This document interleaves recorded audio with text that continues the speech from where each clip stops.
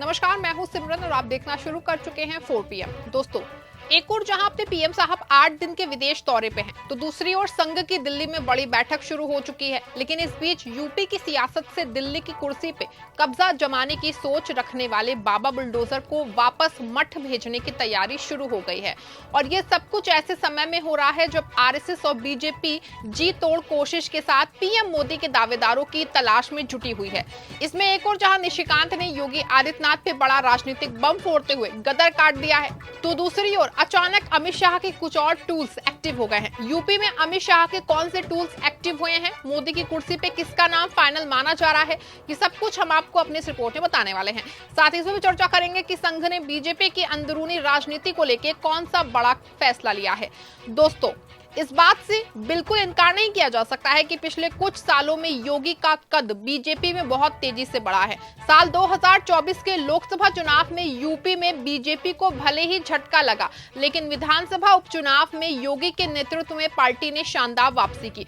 दावा किया जाने लगा कि योगी बाबा के कदम अब तेजी से दिल्ली की ओर बढ़ रहे हैं। लेकिन अब जो ताजा घटनाक्रम सामने आया है वो साफ बता रहा है कि योगी को अब साइडलाइन करने की पूरी तैयारी हो चुकी है। पिछले दिनों झारखंड के गोंडा से सांसद निशिकांत दुबे का बड़ा बयान आया। वैसे आपको बता दें कि अमित शाह के सबसे करीबी सिपह सालारों में से एक माने जाते हैं। ये वही निशिकांत है जिन्होंने टीएमसी सांसद महुआ मोइत्रा की संसद सदस्यता तक खत्म करवा दी थी। यानी ये कोई छोटे मोटे नेता नहीं है, बल्कि बीजेपी की सियासत के बड़े प्लेयर हैं। लेकिन हाल ही में एक पॉडकास्ट में निशिकांत ने ऐसा बयान दिया जिसने योगी बाबा के मठ वापसी के रास्ते दिख रहे हैं। निशिकांत दुबे ने साफ साफ ये कह दिया है कि योगी जी आज यूपी के सीएम हैं और दिल्ली में उनके लिए कोई जगह खाली नहीं है। इतना ही नहीं, उन्होंने ये भी कहा कि 2017 में यूपी में बीजेपी को वोट योगी के चेहरे पे नहीं बल्कि पीएम मोदी के चेहरे पे मिले थे। आपको बता दें कि ये कोई आम बयान नहीं है, ये एक सियासी तीर है जो सीधे योगी के दिल पे निशाना साधता है। मतलब ये भी साफ है कि निशिकांत ने इशारों में बता दिया है कि योगी कोई अनोखे नेता नहीं है, वो बस वैसे ही हैं जैसे हिमंता बिस्वा शर्मा या देवेंद्र फडणवीस। आपको बता दें कि निशिकांत ने जिस अंदाज में बात की है उसमें कहा जा सकता है कि बाबा तुम बस सीएम बन के रहो, दिल्ली की कुर्सी का सपना छोड़ दो।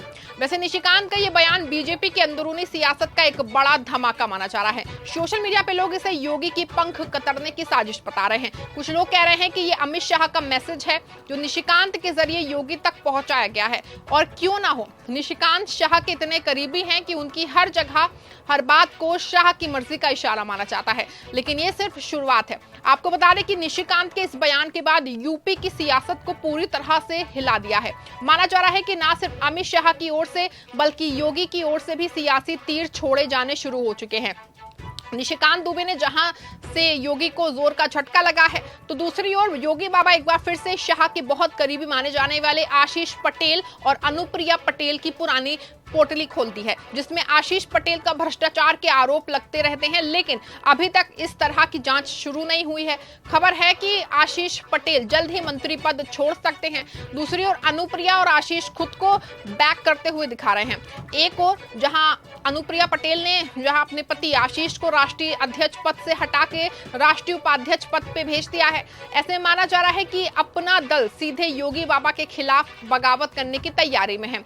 वहीं आपको बता दें कि पिछले कुछ दिनों से बीजेपी के अंदर कुछ पुराने चेहरों को आगे लाने की तैयारी शुरू हो गई है। और इस रेस में सबसे बड़ा नाम सामने आया है केशव प्रसाद मौर्य का। जी हां, यूपी के डिप्टी सीएम केशव प्रसाद मौर्य जो ओबीसी वोट बैंक के बड़े नेता माने जाते हैं।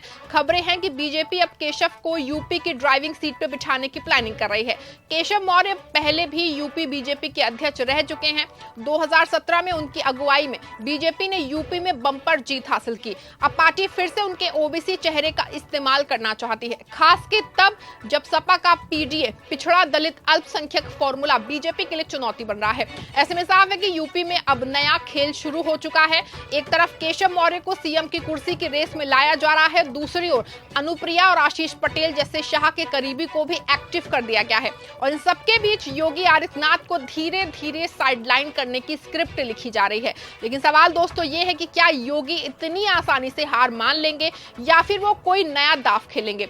आपको बता दें कि ये सारी सियासत यूपी में चल रही थी, तब पीएम मोदी विदेश यात्रा पे थे और इधर संघ की एक बड़ी बैठक शुरू हो गई और इस बैठक का सबसे बड़ा एजेंडा है कि बीजेपी के नए राष्ट्रीय अध्यक्ष का चुनाव और इस रेस में सबसे आगे भूपेंद्र यादव जो अमित शाह के सबसे करीबी नेताओं में से एक है।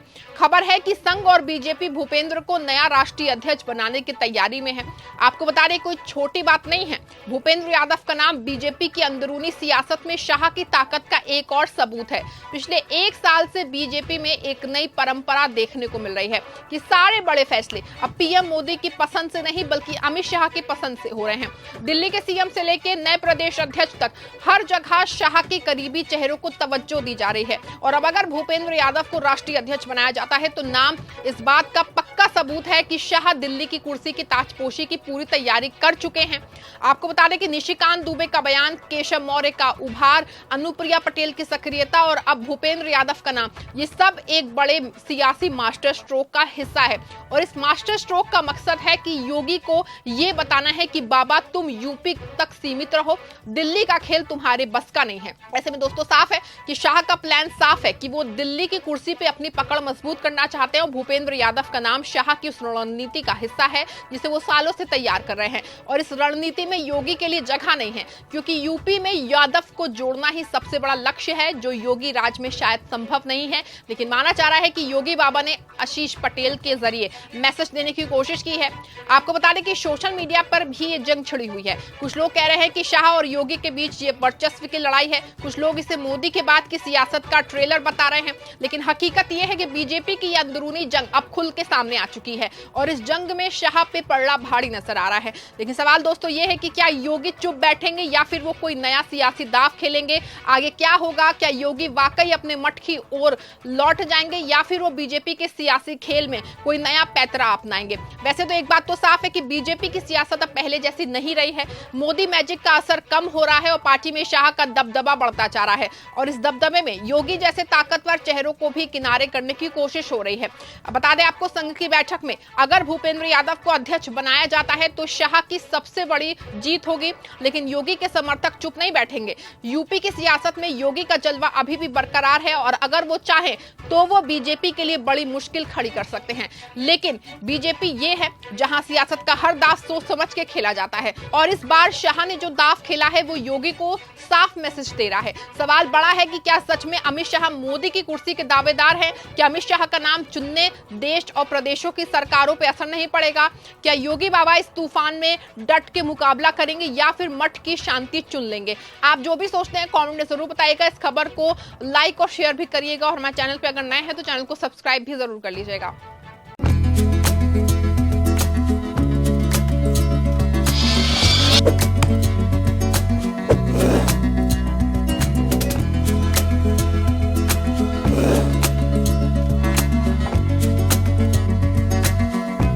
you